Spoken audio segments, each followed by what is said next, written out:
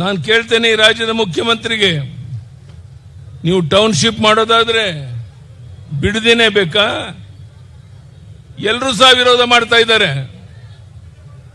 ಕೆಲವರು ಒಪ್ಪಿಗೆ ಕೊಟ್ಟಿದ್ದಾರೆ, ನಾನು ಅಲ್ಲೇ ಮಾಡೋದು ಅಂತೇಳಿ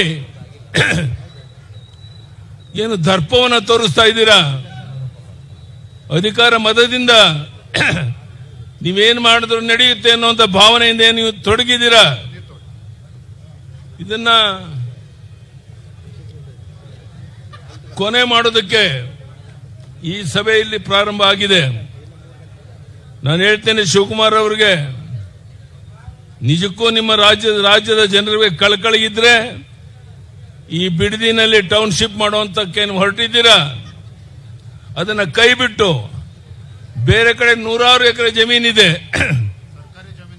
ಸರ್ಕಾರಿ ಜಮೀನೇ ದೊಡ್ಡ ಪ್ರಮಾಣದಲ್ಲಿದೆ, ಇಲ್ಲಾಕೆ ಮಾಡಕ್ ಕೊಟ್ಟಿದ್ದೀರಾ?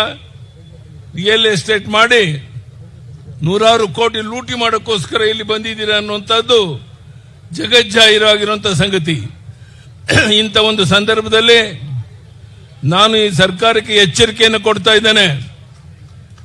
ನೀವು ಬಹುಮತ ಇದೆ ಅಂತ ಒಂದೇ ಒಂದು ಕಾರಣಕ್ಕೋಸ್ಕರ ಏನ್ ಬೇಕಾದ್ರೂ ನಡೆಯುತ್ತೆ ಅನ್ನುವಂಥ ಭ್ರಮೆನಲ್ಲಿ ನೀವೇನಿದ್ದೀರಾ, ಇದಕ್ಕೆ ಕೊನೆ ಮಾಡೋದಕ್ಕೆ ಭಾರತೀಯ ಜನತಾ ಪಾರ್ಟಿ ಸಿದ್ಧ ಇದೆ.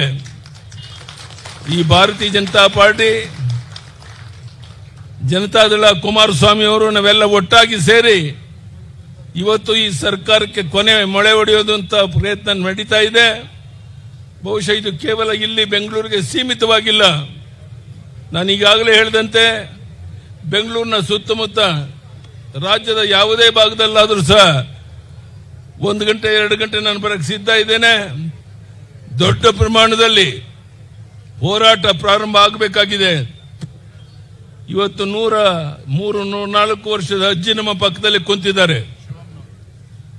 ಇದು ಸಣ್ಣ ಸಂಗತಿ ಅಲ್ಲ. ಎಲ್ಲರೂ ಇವತ್ತು ಕೈ ಜೋಡಿಸಕ್ಕೆ ಬಂದಿರುವಂತ ಈ ಸಂದರ್ಭದಲ್ಲಿ ನಾನು ಮತ್ತೊಮ್ಮೆ ಈ ಶಿವಕುಮಾರ್ ಸರ್ಕಾರಕ್ಕೆ ಎಚ್ಚರಿಕೆಯನ್ನು ಕೊಡ್ತೇನೆ.